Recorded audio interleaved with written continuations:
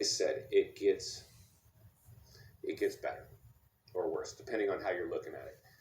Not only did they buy in the biggest real estate bubble ever recorded in world history, they went above and beyond appraised values. They overpaid. Overpaid. 10 million people bought in the height of the real estate bubble, but went above and beyond appraised values. You know what happens to these 10 million people? The second this real estate market corrects, and it has to at this point because the government's raising rates. Inflation is running through the roof. Take your pick. Either inflation crashes the economy or interest rate hikes spike the markets and the financial markets are going to collapse. Take your pick. They're on a razor's edge. This is teetering on a razor's edge right now. Insanity. So again, folks, what we have to understand is this is an unorganic, artificially produced real estate market, and everything hinges on the real estate market. If the real estate market crashes, everything crashes. We will in fact be at minimum in a recession. A depressionary level of a recession is probably a more realistic scenario in these times. When you have 10 million people buy in the height of the bubble. I know we've talked about eviction bans and mortgage forbearance and a lot of these other fiscal cliffs that are now also weighing in, just stacking more problems on top of this economy. That doesn't even compare to 10 million people buying in the height of a real estate bubble, but not even stopping there, going above and beyond over asking price to do it. The second the market shows any correction, and markets always correct, just so we're clear on one thing, folks, anytime we've gotten ourselves in a housing bubble of this magnitude, they've crashed.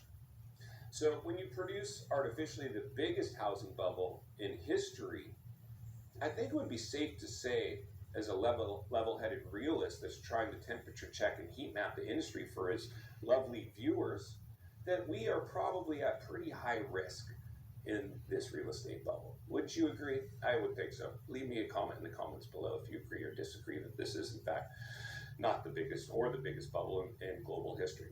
So my point is, folks, and final thoughts today is what we have to really look at is understand when 10 million people buy in the height of the real estate bubble, they're the at-risk group first in a correction. I mean, it's obvious, right? It's basic mathematics.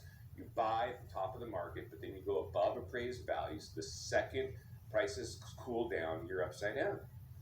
You're going to have 10 million people upside down in their recent purchases through the pandemic first. Those will be the first at-risk group. 10 million. Folks, I hope you understand this.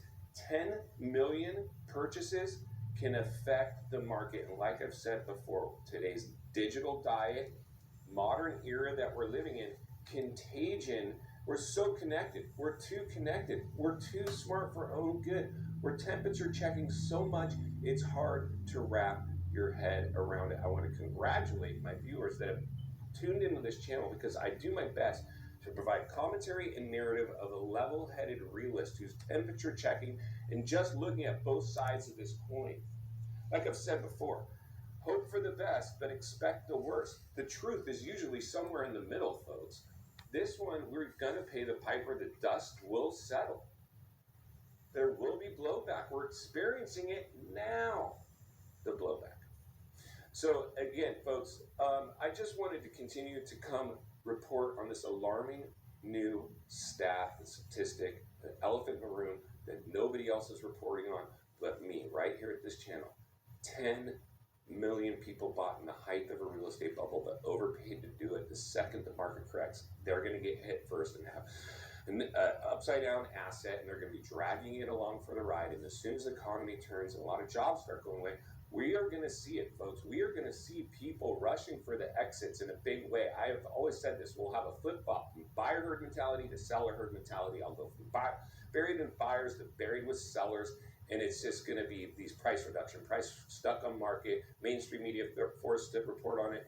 Buckle up, strap in, save your cash for a rainy day, save it for whatever you want. Our job's to weather the storm. My job is to protect people. I'm going to continue to protect everybody at this channel. If you appreciate the content, humbly ask